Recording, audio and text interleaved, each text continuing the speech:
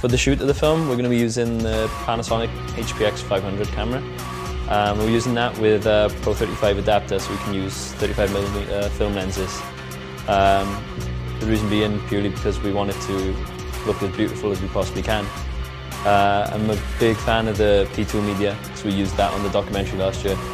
I just find it incredibly convenient and also, cost effective. Ini di luar kebiasaan yang pernah dibuat sebelumnya, bahwa kamera tes itu biasanya hanya melakukan tes penggunaan lensa, penyesuaian dengan cahaya, dengan lokasi yang akan digunakan. We decided to try out some of the stunt work using the sling. And yeah, the results are pretty good, but we need a lot more practice on those, just to get them more fluid, more natural. We tested a motorcyclist being flipped off his bike, and then a guy jumping from one building to the next.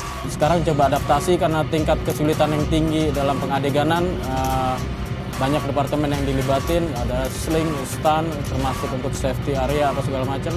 Jadi kita tes kamera sudah seperti syuting yang sebenarnya, di set dengan full crew, full equipment, kita lakukan pengadeganan yang sama persis supaya bisa kita tahu detailnya, kekurangannya di mana, kecuali pemain utamanya, karena kita masih menggunakan peran pengganti.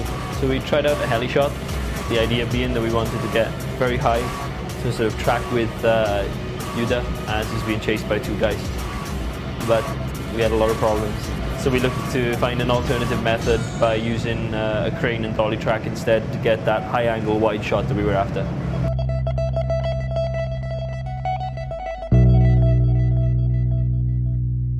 The most complex makeup effect so far is probably going to be for Ratka, who was played by Merantau.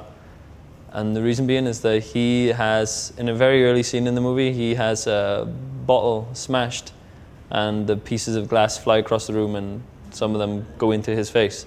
So we had to do a lot of tests with Padidin, who did the makeup for us, to figure out just the positioning of each piece of glass, what the shape of the glass should be, and how to get them like inside his face so that when he pulls them out, like it doesn't look like they've just been glued on, Makeupnya banyak makeup efek, terutama yang bangsa kena besi, kena pukulan-pukulan yang keras gitu.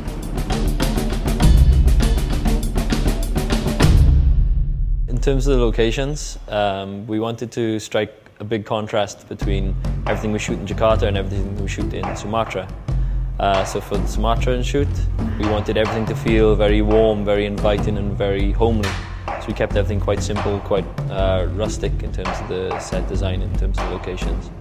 So we wanted it to be like a psychological thing for Yuda, as in whenever he thinks back to home, it's this beautiful warm place, it's this nice inviting place that he doesn't want to have to go away from. And in Jakarta, then obviously we changed the style of things, so everything's much faster, the pace of life is much faster. So it's a lot more of the bustling big city, the high rises and the traffic and just, a lot of congestion. So.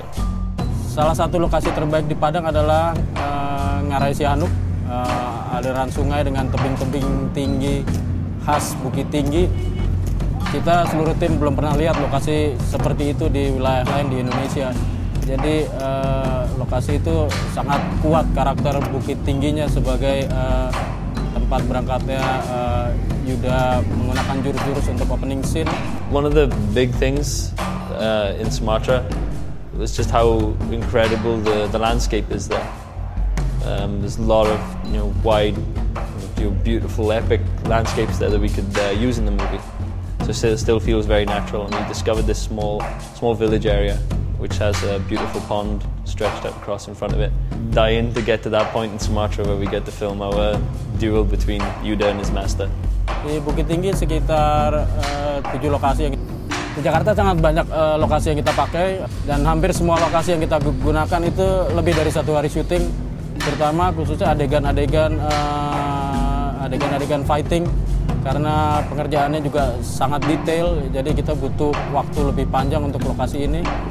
Juga ada satu lokasi yang sangat spesial, yaitu flyover di sekitar Pondok Indah. It's an interesting thing for me because obviously this is like my first time trying a movie of this scope and this size. Maybe 2 months ago just saying, I want a scene where a guy gets flipped off a bike. and I want a scene where a guy jumps across from one building to the next. To actually seeing people say, yeah, okay, let's do that, and then bring all the equipment in and seeing all these cranes being set up, it was, for me, it's very, very surreal, but yeah, incredibly exciting.